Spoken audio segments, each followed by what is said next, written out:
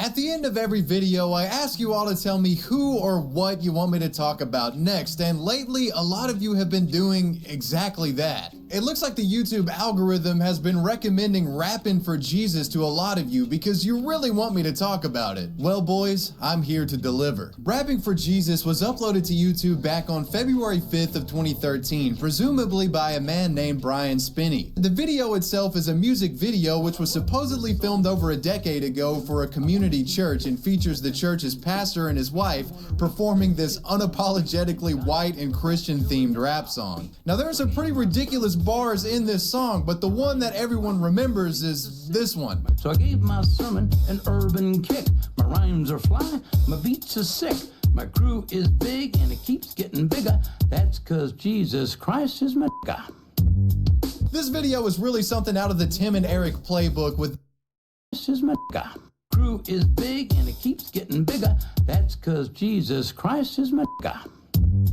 Rappin' for Jesus has become crazy popular over the years, garnering over 59 million views since its upload date back in 2013. And I think if there was such a thing as a YouTube Hall of Fame, this video belongs right there smack dab in the middle of it. But with that said, as time has passed, there have been more and more people questioning the authenticity of this video. Like, was this really recorded for some church years ago, or was this like an intentional project? You gotta understand that most of the comedic value of Rappin' for Jesus relies on the fact that the viewer is made to believe that it is actually a real low-budget cringe music video created completely unironically for some random church and it just got leaked onto the internet. But is this really the case? Because there's plenty of evidence out there that suggests that this entire music video was a carefully calculated internet shock project created to go viral. So today I want to share with you all the inconsistencies when it comes to the backstory of this video, and hopefully we can get to the bottom of the real story behind Rappin' for Jesus.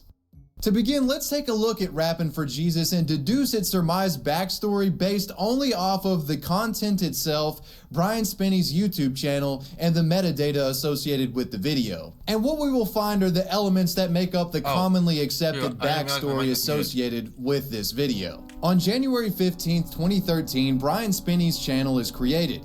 His About section reads as follows: proud father of two, loving husband, and a devoted Christian.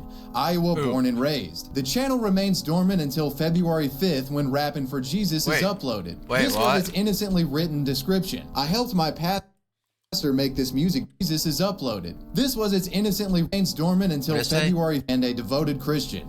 Iowa born and raised. The channel remains dormant until February 5th when Rappin' for Jesus is uploaded. This was its innocently written description. I helped my pastor make this music video when I was in high school. Thought you guys might get a kick out of it. May the Lord bless and keep you. Now let's look at the video content itself. The video begins with an image of what is supposed to be the West Dubuque Second Church of Christ. We are also told the title of the song and that it is a product of the church's youth outreach program. Moments later, the song begins and small corner text establishes the supposed names of the performers in the song. These two performers being Pastor Jim Kolerick and his wife, who is referred to Miss Kolerick here, but her name is revealed to be Mary Sue later in the video. This corner text also states that the music video was filmed and edited by the uploader, Brian Spinney. Now the actual lyrical content in this video is irrelevant to establishing the backstory. You guys already know the gamer word that is spoken. At the end of the video, a call to action inviting viewers to join the church's outreach program is shown, and a link to the church's website is displayed. On the website's homepage, we find a message written from Pastor Jim thanking us for visiting the website. The rest of the website remains incomplete outside of the contact portion and the news section. The news section is what is really important for the narrative. Well, sadly, our church has closed its doors. It's been an honor and a privilege to bring Christ's message to the West. It reads as follows: June 15th, 2004. Sadly, our church has closed its doors. It's been an honor and a privilege to bring Christ's message to the West Dubuque community for all these years. May the Lord bless you and keep you always, dear friends. Jim. So naturally this implies that the website is pretty old and further implies that Rappin' for Jesus was recorded quite some time ago. And when you consider the VHS artifact-filled quality of the video, this kind of makes sense. So to summarize, if we analyze this information information as presented at face value, the viewer is made to think that Rappin' for Jesus was some bizarre, poorly thought out church outreach production filmed in the 90s or early 2000s, and good old Brian Spinney decided to pull it out of his video vault one day and threw it onto YouTube, and it would end up going viral just by complete accident. An effective narrative, but is it true? In short, no. Rather, I'm almost 100% certain that this was a carefully orchestrated viral hit perpetrated by someone using Brian Spinney as a creative alias. What? I guess I gotta prove myself here, so let's do a bit of cross-examination and prove why this story they've given to us doesn't add up. I want to start off with the really damning evidence. Let's start off by discussing by someone using Brian Spinney as a creative alias. I guess I gotta prove myself here, so let's do a bit of cross-examination and prove why this story they've given to us doesn't add up. I want to start off with the really damning evidence. Let's start off by discussing the questionable existence of this West Dubuque Second Church of Christ. So there's no church in Iowa that goes by this name, but it's not game over yet, because if you remember, the church's website stated the church closed its doors back in June of 2004. So yeah, maybe it existed at one point, but it's just shut down now. But what if I told you the website lied? Fortunately, we have the luxury of being able to look up when a website domain was registered. And what do you know, the West Dubuque Second Church of Christ domain was registered not in 2004, but January 15th of 2013.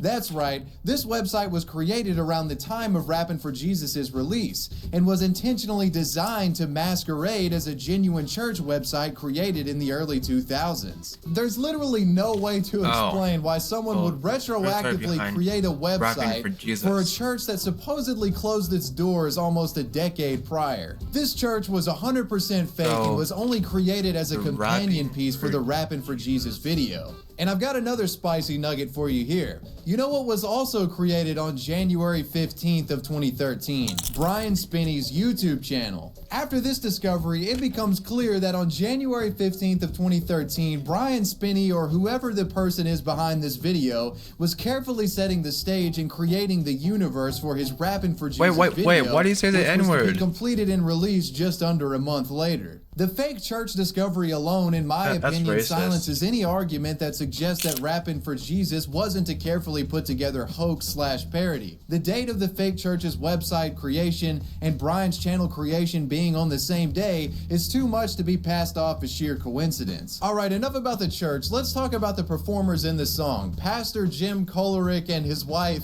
Mary Sue Kolerick. These people simply don't exist. I've looked far and wide. Facebook people searches, nothing. White page name lookups for Iowa, even the entire United States, nothing.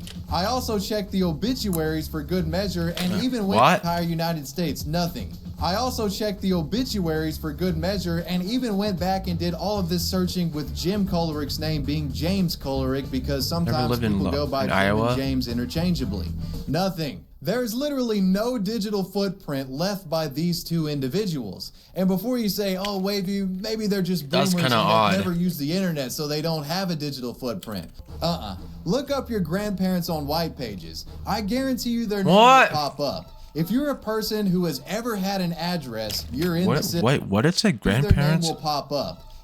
Look up your grandparents on white pages. I guarantee you their name will pop up. If you're a person who has ever had an address, I'm kind of curious about that. So after discovering this, it's clear to me that these were simply made up names for these actors to use for their characters in Rappin' for Jesus. I mean, come on, the wife's name is Mary Sue. That's just too perfect. Furthermore, using fake names would be a pretty smart idea when you consider the lyrical subject matter of this song. For Jesus, or yeah, we think it's funny, but that chorus could have gotten them in trouble if their real names got out. I don't know, maybe the NAACP would come after them. But yeah, it's clear these are made up, fabricated names, and everybody involved in the project wished to remain anonymous. And that concludes cross-examination. Future WavyWebSurf here. I wanted to share another piece of evidence with you guys that I discovered when I was editing this video. And this piece of evidence pretty much proves that the video was created in early 2013 or late 2012 and wasn't recorded in the 90s or 2000s like the story wants us to believe. So when I was editing, this image of what looks like college students sitting on a set of stairs caught my eye. and I decided to crop it and reverse Google image search it to see if anyone else had ever used this photo. And well, what I found was that a lot of colleges actually have used this photo on their websites. And I don't know the exact date of when this photo was published to the internet, but it began to see its first use in late 2012 and early 2013. It looks like whoever made Rappin' for Jesus nabbed this photo off of Google and just put filters over it so it looks a lot older than it really is. So what I'm getting at here is that there's no way Rappin' for Jesus is like a decades old project because it uses a stock photo from the early 2010s. The video was real. But yeah, just thought I would share that with you guys. So yeah, for real. The church is fake, the website is fake, the website and the YouTube channel were created on the same day in 2013. Jim Kolerick and Mary Sue Kolerick are real people, and Jim's not a pastor. At this point, I think we can say without reasonable doubt that this video wasn't some accidental viral anomaly. It's really funny. It was rather a methodically planned out and galaxy-brained piece of Christian satire put together by a very talented content creator who goes by the name of Brian Spinney. What am I missing? Am I missing something here? Are you guys not on the same page? The care that went into developing the mythos surrounding this video is admirable, as there are still Reddit threads popping up to this day that are debating if this thing was real or staged. Well, after what we have discovered today, it appears as if the latter that might answer your question. So wrapping up, what we've discussed today, in my opinion, doesn't take away anything from this video. Real or fake, it will always be a legendary piece of YouTube content. And hopefully one day we'll get another piece of content from Brian Spinney that's just as good or even better. And if you would like to see this happen, I invite you to support Brian Spinney on the Bandcamp page he created for Rappin' for Jesus back in 2013. The link is below in the description. They're Rappin' for Jesus in 2013? That concludes today's episode of WavyWebSurf Goes Ace Attorney on Rappin' for Jesus. Let me know what you thought about this. Let me know if this is just some earth-shattering, revelation for you, or is this something that you've kind of known in the back of your mind since you saw the video for the first time? Let me know who or what you want me to talk about next, and I'll see you guys in the next one. Major shout out to my patrons. I appreciate you guys. WavyWebSurf out. Peace.